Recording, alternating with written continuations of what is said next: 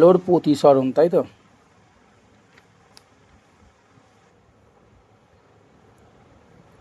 তোমরা ক্লাস 7-এ বা 8-এ জেনেছো প্রতিসরণ কাকে বলে সংক্ষেপে, তবু আবার বলে দিচ্ছি।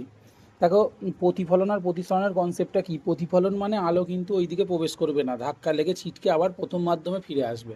আর প্রতিসরণ মানে কি? একটা মাধ্যম থেকে আর একটা অন্য মাধ্যমে প্রবেশ করবে, পরিষ্কার হিসেব, তাই তো? একদম ধরো জল থেকে আলো বায়ুতে প্রবেশ করছে, বা বায়ু থেকে আলো জলে প্রবেশ করছে, এই সমস্ত ক্ষেত্রে কি হয়? প্রতিসরণের কনসেপ্টটা আসে, তাই তো? মানে কি? আলোক রশ্মি দুটি ভিন্ন ঘনত্বের মাধ্যম আছে, ধরো এখানে এক ধরনের মাধ্যম আছে, নিচেতে এক ধরনের মাধ্যম আছে, ওপরটা ধরো বায়ু, নিচেটা ধরো জল। তা দুটো দু রকম মাধ্যম দেখেই বুঝতে পারছো, ঠিক আছে? তাহলে কি বলা হচ্ছে না, আলোক রশ্মি এক মাধ্যমে, কোনো সমসত্ব স্বচ্ছ মাধ্যমের মধ্য দিয়ে যেতে যেতে যদি অপর কোনো মাধ্যমের বিভেদ তলে আপতিত হয়, তাহলে এটা হচ্ছে বিভেদ তল। এটাকে কি বলা হচ্ছে বলো? বিভেদ তল। অপর কোনো মাধ্যমের বিভেদ তলে আপতিত হলে কি হয় না, দেখো আলোক রশ্মিটা যাওয়ার কথা ছিল এই পথে, কিন্তু কি হবে? কিছুটা গতিপথটা পরিবর্তন করবে, দিক পরিবর্তন নয়, গতিপথ। এটা ওর গতিপথ ছিল রশ্মিটার, সেই গতিপথটা কিছুটা পরিবর্তন করে। এই ঘটনাটাকেই কি বলা হয়? আলোর প্রতিসরণ। তাহলে কি বলছি? আলোক রশ্মি কোনো সমসত্ব স্বচ্ছ মাধ্যমের মধ্যে দিয়ে যেতে যেতে অপর কোনো মাধ্যমের বিভেদ তলে আপতিত হওয়ার পর কি হয় না, ওই আলোক রশ্মি তার গতিপথ পরিবর্তন করে দ্বিতীয় মাধ্যমে প্রবেশ করে। এই ঘটনাকেই বলা হয় আলোর প্রতিসরণ। তাহলে এখানে আমি যদি ছবিতে নামকরণ করি, তাহলে এও এটা হলো আপতিত রশ্মি, ও বি এটা হলো প্রতিসৃত রশ্মি। এবার এই ও বিন্দুতে আমি যদি দুটো বিভেদ তলের ওপর লম্ব টানি, সেটা হলো অভিলম্ব, সেটা হলো কি বলো? অভিলম্ব। তাহলে আমি যদি এটার নাম দিই এন এন ড্যাশ, তাহলে এন ও এন ড্যাশ এটা হলো অভিলম্ব। তাহলে এখানে এও হলো আমার আপতিত রশ্মি, এখানে ওবি হলো আমার প্রতিসৃত, নট প্রতিফলিত, এটা কি? প্রতিসৃত রশ্মি। আর এন ও এন ড্যাশ এটা হলো কি? আমার অভিলম্ব, তাই তো? এবার আমরা ওখানে যেরকম আপতন কোণ প্রতিফলন কোণ জেনেছিলাম প্রতিফলনের, এখানেও তাই। তাহলে এখানে এইটা হলো আমার আপাতন কোণ, এইটা হলো আমার প্রতিফলন কোণ। এবার খেয়াল করে দেখো এই যে অ্যাঙ্গেলটা, তাহলে আলোক রশ্মি যাওয়ার কথা ছিল এই পথে, যাচ্ছে এই পথে, তাহলে যতটা সে বেঁকেছে বা যতটা সে বিচ্যুত হয়েছে সেটাকে বলা হয় চ্যুতিকোণ। সেটাকে কি বলা হচ্ছে? চ্যুতিকোণ। এখানে চ্যুতিকোণ ডেল্টা সমান কি তাহলে হচ্ছে? দেখো এইটা হবে আই মাইনাস আর। দেখো এইখানটা যদি আই হয় তাহলে এই গোটাটা আই, তাহলে এইটুকুটা আর, তাহলে এই জায়গাটা কত? আই মাইনাস আর। আচ্ছা, তাহলে এই একটা ছবি দেখলাম। আর একটা ছবি আমরা যদি দেখি, যদি আলোটা ধরো জল থেকে বায়ুতে যাচ্ছে, তা তখন ছবিটা কীরকম হতো না? ধরো এই আলোক রশ্মি গেল, এই পথে যাওয়ার তার কথা ছিল, কিন্তু সে কী হবে? কিছুটা এরকমভাবে বেঁকে যাবে। তা দেখেই বুঝতে পারছো যে আলোক রশ্মি বায়ুর থেকে, জলটা কি না তুলনামূলক ঘন, তাই বায়ুটা এখানে কি? লঘু মাধ্যম, জলটা এখানে কি? ঘন মাধ্যম। এখানে বায়ুটা কি? লঘু মাধ্যম, জলটা এখানে কি? ঘন মাধ্যম। তাহলে প্রথম কেসে কি ছিল? আলো কোথা থেকে কোথায় গেছিলো? লঘু থেকে ঘনতে। তাই দেখো অভিলম্বর থেকে কিছুটা কি হয়েছে? কাছে সরে এসেছে। এটা অভিলম্ব, এই পথে যাওয়ার কথা, কিন্তু একটু সরে এসেছে। তাহলে কি হয়? অভিলম্বের কাছে সরে আসে। এটা সিম্পল ব্যাপার, এটা কনসেপ্টটা বোঝার সিম্পল ব্যাপার। আর এখানে দেখো ঘন মাধ্যম থেকে লঘু মাধ্যমে যখন যাচ্ছে, এই পথে যাওয়ার কথা ছিল কিন্তু আরেকটু দূরে সরে গেল। তাহলে ঘন থেকে যখন লঘুতে যাচ্ছে তখন অবিলম্বের দূরে সরে যাচ্ছে, তাই নয়? তাহলে সেক্ষেত্রে তখন এখানে আপাতন কোণ কোনটা? এটা এখন আপাতন কোণ, এটা এখন সরি, এটা এখন আমার প্রতিসরণ কোণ আর। তাহলে এই জায়গাটা হচ্ছে কি? আমার ডেল্টা। তখন তাহলে ডেল্টা সমান কত হচ্ছে? আর মাইনাস আই। অর্থাৎ ডেল্টাটা মানে হচ্ছে চ্যুতিকোণ, মানে হচ্ছে দুটোর ডিফারেন্স। দুটোর কি? ডিফারেন্স। যেটা বড় হবে সেটা থেকে ছোটটা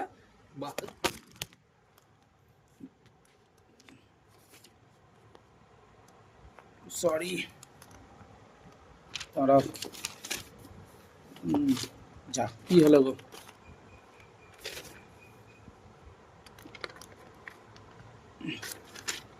কি বললাম? যেটা বড় হবে সেখান থেকে ছোটটা বাদ হবে।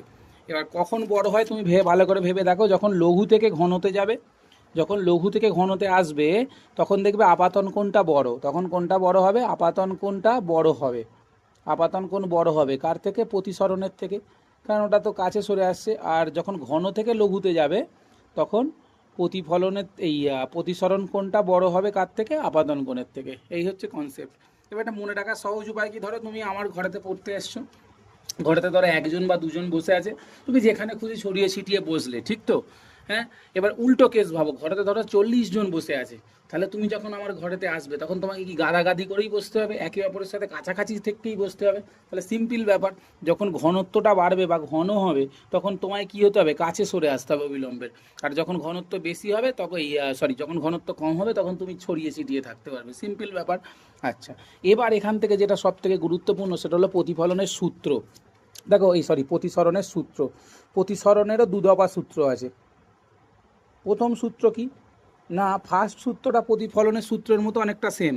প্রথমের সূত্রটা কি না, আপতিত রশ্মি এটা দেখতে পাচ্ছ নি তাই তো? আচ্ছা দাঁড়াও, কি না, আপতিত রশ্মি, প্রতিষ্ঠিত রশ্মি এবং আপাতন বিন্দুতে বিভেদ তলের ওপর অঙ্কিত অভিলম্ব একই সমতলে থাকে। তাহলে কি বললাম, আপতিত রশ্মি, প্রতিষ্ঠিত রশ্মি এবং আপাতন বিন্দুতে অঙ্কিত অবিলম্ব একই সমতলে থাকবে।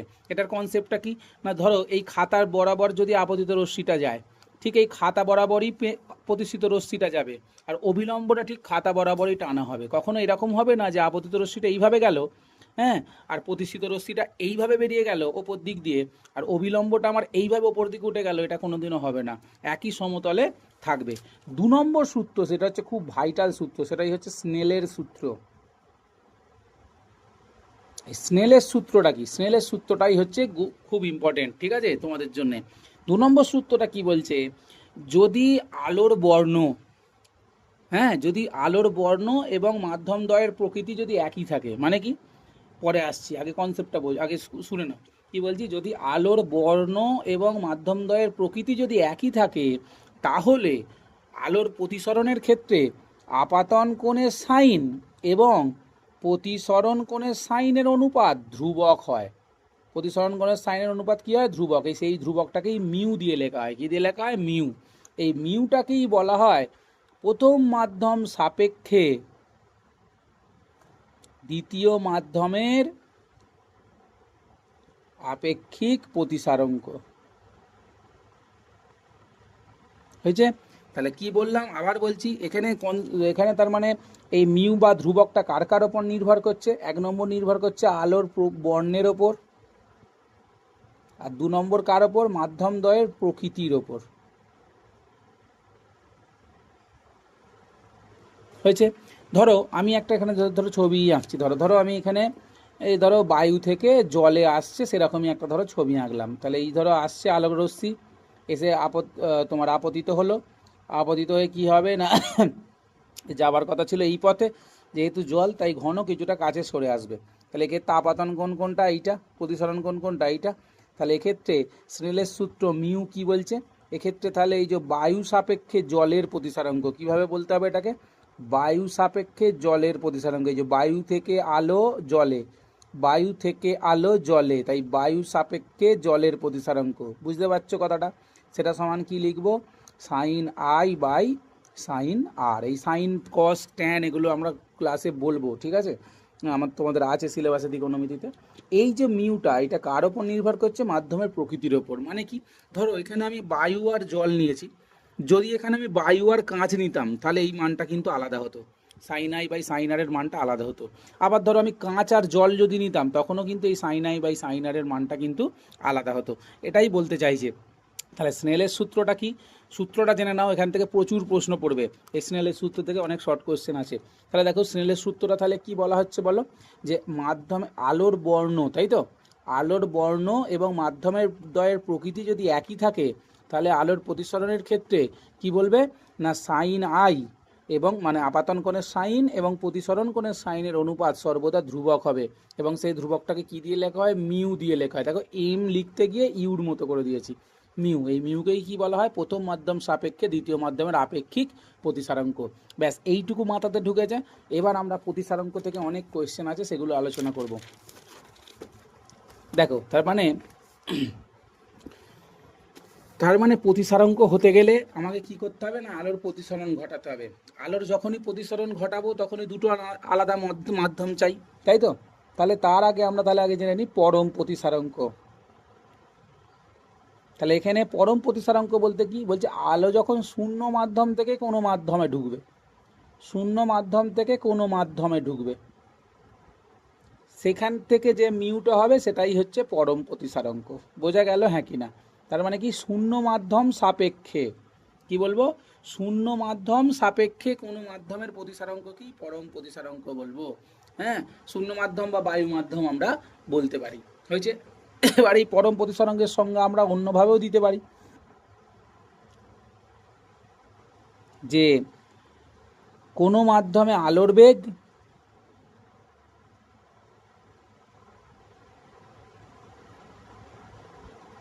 সরি শূন্য মাধ্যমে আলোর বেগ,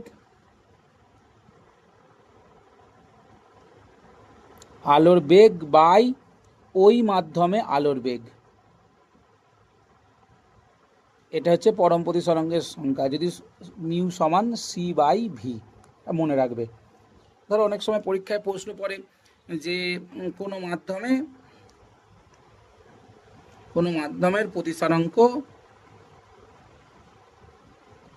3/2 হলে ওই মাধ্যমে আলোর বেগ কত।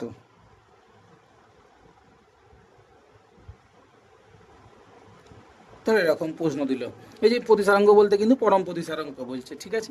আচ্ছা, তাহলে তখন আমরা কি করব না, আমরা ধরে নেবো যে ওই মাধ্যমে আলোর বেগ সমান ভি, শূন্য মাধ্যমে আলোর বেগ সি সমান আমরা জানি কত, 3 × 10⁸ মিটার পার সেকেন্ড।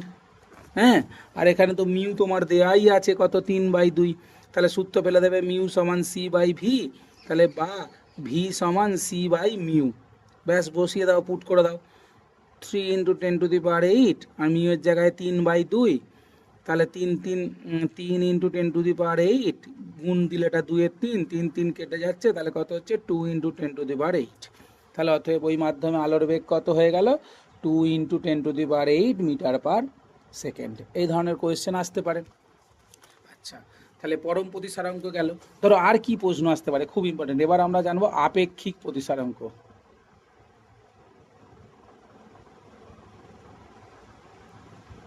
দেখেন, এই প্রতিসারাঙ্ক থেকে কিন্তু প্রচুর প্রশ্ন হয়, বারবার বলছি, আমি এখন শুধু ছুঁয়ে যাচ্ছি, আবার যখন ক্লাসে আসবে তখন আবার ডিটেলসে বলবো, ঠিক আছে। একটা কোচির সূত্র আছে, এই কোচির সূত্রটা, সেখানে আবার তোমার আমাদের যে তরঙ্গ দৈর্ঘ্য তার সঙ্গে সম্পর্ক আছে আলোর, হ্যাঁ, সেগুলো আমরা আসছি পরে। আপেক্ষিক প্রতিসারাঙ্ক কি, আপেক্ষিক মানে বুঝতে পারছো, তুলনা। আপেক্ষিক মানেই হচ্ছে তুলনা, আপেক্ষিক মানেই হচ্ছে কি বলো, তুলনা। একটা ছেলে, সে ধরো একজনই পরীক্ষা দেয় সারা জীবন, পরীক্ষায় ধরো একজনই অঙ্ক পরীক্ষা দেয়, সে একজনই ধরো 100 পায়, বা একজনই ধরো 50 পায়, মাস্টারমশাইয়ের বলার উপায় নেই, তাকে বলতেই হবে হ্যাঁ এই ভালো, কারণ একজনই পরীক্ষা দেয়। কিন্তু যখন ধরো একটা ক্লাসে দুজন চলে গেল, দুজন এসে গেলেই তখনই তুলনাটা আনবে স্যার, যে ও 50 পেয়েছে, তুই 40 পেয়েছিস, তাহলে ওর থেকে তুই কতটা ভালো, তোর থেকে ও কতটা খারাপ, তখনই তুলনাটা আসবে। তাহলে তুলনা কখন আসবে, যখন দুটো মাধ্যম থাকবে, সিম্পল ব্যাপার। তাহলে আপেক্ষিক প্রতিসারাঙ্ক কাকে বলবো, একটা মাধ্যম সাপেক্ষে অন্য মাধ্যমের। ধরো এখানে 1 নম্বর মাধ্যম থেকে 2 নম্বর মাধ্যমে আলো আসছে, আমি জানি না কোনটা ঘন কোনটা আমি জানি না, কিন্তু ছবি দেখে বোঝা যাবে, কোন নিশ্চয়ই বুঝতে পারছো। তাহলে আমি এখানে কি করতে পারি, 1 সাপেক্ষে 2 এর প্রতিসারাঙ্ক কিভাবে লিখবো, 1μ2, সেটাই কিভাবে লিখতে হয়, μ2/μ1, যেটা পেছনে থাকে সে ওপরে ওঠে, যে সামনে থাকে সে নিচে যায়, কনসেপ্ট সিম্পল ব্যাপার। তোমার সাইকেলের পেছনে একজন যাচ্ছে, হঠাৎ করে আচমকা ধরো তোমার কেউ একটা তুমি পড়ে গেলে ধাক্কা লেগে, তাহলে তোমার উপরে কে থাকবে, যে পেছনে আছে সেই তোমার উপরে থাকবে, হ্যাঁ, আর যে সামনে আছে সে তোমার নিচে থাকবে, অর্থাৎ সাইকেলটা। তাহলে 1 নম্বর মাধ্যম সাপেক্ষে 2 নম্বর মাধ্যমের প্রতিসারাঙ্ক আমি তাহলে কীভাবে লিখবো, 1μ2, এটাকে আমি সমান দিয়ে কী লিখতে পারি, μ2/μ1। এখানে এই যে μ2 মানে হচ্ছে 2 নম্বরের পরম প্রতিসারাঙ্ক, μ2 মানে হচ্ছে 2 নম্বরের বলো পরম প্রতিসারাঙ্ক, আর μ1 মানে কি বলছি বলো, 1 নম্বরের পরম প্রতিসারাঙ্ক। অনেকে আবার 0μ1ও লেখে, 0μ2 লেখে। দেখো, বোঝার সব থেকে সহজ বেস্ট উপায় হচ্ছে, দেখো আলো কোথা থেকে আসছে, 1 নম্বর থেকে 2 নম্বরে, তাই আমি যদি 1μ2 লিখি, সেক্ষেত্রে এবার যদি আমি সাইন দিয়ে লিখতে চাই, তাহলে দেখো ভালো করে খেয়াল করবে, আলো যে দিক দিয়ে আসছে, তুমি যে নামটা আগে লিখবে তার আইটা মানে তার কোনটা ওপরে হবে। তাহলে দেখো 1 নম্বর থেকে আলো 2 নম্বরে আসছে, আমি লিখছি কি 1μ2, তাহলে এদিকে 1 নম্বরে কোণ যদি আই হয় তাহলে ওপরে হবে সাইন আই, এদিকে যদি নিচে কোণ আর হয় তাহলে নিচে হবে সাইন আর। বোঝা যাচ্ছে হ্যাঁ কি না? এবার এইটা মানে কি, μ2/μ1 সমান সাইন আই বাই সাইন আর। এবার তুমি যদি কোনাকুনি গুণ লাগাও, তাহলে কোনাকুনি গুণ লাগালে কি জিনিসটা দাঁড়াচ্ছে,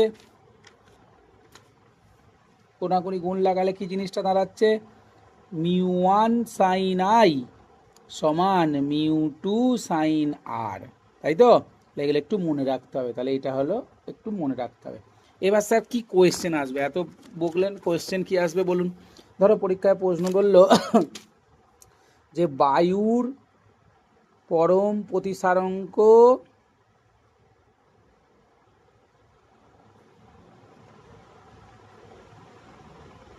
এই বায়ু সরি বায়ু না, সরি ভুলে গেছে, কাচের পরম প্রতিসারাঙ্ক 3/2 এবং জলের প্রতিসারাঙ্ক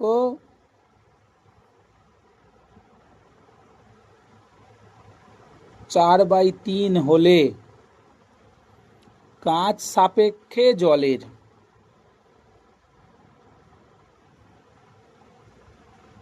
আপেক্ষিক প্রতিসারাঙ্ক কত? ধরো প্রশ্ন দিল, তাহলে এখানে কাচের পরম প্রতিসারাঙ্ক অর্থাৎ মিউ জি গ্লাস, সেটা কত 3/2, জলের পরম প্রতিসারাঙ্ক মানে কি মিউ ডব্লু সমান কত 4/3। তোমায় জানতে কি যে কাঁচ সাপেক্ষে জলের, যার সাপেক্ষে বলবে সেখান থেকে আলো আমায় আসবে পরিষ্কার হিসেব। তাহলে কাঁচ সাপেক্ষে বলেছে, তাহলে আলো কোথা থেকে কোথায় যাচ্ছে, কাঁচ থেকে জলে। তাহলে কাঁচ থেকে জলে কিভাবে লিখবো বলেছি, কাঁচ থেকে জল জি মিউ ডব্লু। এবার আমি কি বলেছি, যে পেছনে থাকে সে ওপরে উঠবে, যে সামনে থাকবে সে নিচে যাবে, সিম্পল ব্যাপার। তাহলে ওপরে 4/3 নিচে 3/2, 4/3 গুণ দিয়েটা গেলে কত 2/3, তাহলে 8/9 হলো।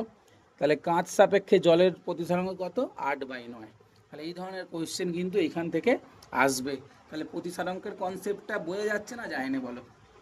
এরকম কিন্তু আরও কোয়েশ্চেন আমাদের এখান থেকে পড়তে পারে, কোন দিয়ে দিতে পারে। ধরো সব থেকে সহজ যেটা পাতি প্রশ্ন হয়, যে আলোক রশ্মি এক মাধ্যম থেকে অপর মাধ্যমে যাওয়ার সময় আপাতন কোণ হলো 45 ডিগ্রি এবং প্রতিসরণ কোণ হলো 60 ডিগ্রি। তাহলে চ্যুতি কোণ কত, আর ধরো বলে দিল প্রতিসারাঙ্ক কত। তাহলে দেখো চ্যুতি কোণটা তো খুব সহজ, আমি কি বলেছি বেশি মাইনাস কম, বেশি মাইনাস কম, বেশি কোণটা 60, কম কোণটা 45, 60 - 45 সমান 15 ডিগ্রি হলো। এবার যদি তোমায় প্রতিসারাঙ্ক বলে, তাহলে আমি যদি ধরে নিচ্ছি 1 নম্বর থেকে আলো যাচ্ছে 2 নম্বরে, তাহলে আমি কি লিখবো 1 মিউ 2, 1 থেকে 2-এ, তখন কি লিখবো সাইন আই বাই সাইন আর, তাই তো? তাহলে এখানে সাইন আই বলতে কত 45 ডিগ্রি, সাইন আর বলতে কত 60 ডিগ্রি। এবার আমরা কিন্তু ত্রিকোণমিতিতে শিখবো, তো আমি বলে দিচ্ছি একটু শুনে রাখো মানগুলো। ধরো সাইন 0 ডিগ্রির মান হয় 0, সাইন 30 ডিগ্রির মান হয় হাফ, সাইন 45 ডিগ্রির মান হয় 1/√2, সাইন 60-এর মান হয় √3/2, আর সাইন 90-র মান হয় 1। এগুলো একটু মনে রেখে দেবে। তাহলে এবার ভ্যালুটা পুট করে দাও, সাইন 45 মানে কত 1/√2, সাইন 60 মানে কত √3/2, তাহলে 1/√2 ইন্টু 2/√3 গুণ হলে, এবার তুমি কাটাকাটি করে ফেলো, √2 আর 2 গুণ হলে কত √2, তাহলে √2/3 হয়ে গেল উত্তর। বুঝতে পারলে? আচ্ছা, প্রতিসারাঙ্কর কনসেপ্ট ক্লিয়ার হয়েছে। এখানে কিন্তু আরও প্রশ্ন পড়ে, বারবার বলছি, এখন আপাতত এইগুলোই ঝালিয়ে যাও, ঠিক আছে? এই ধরনের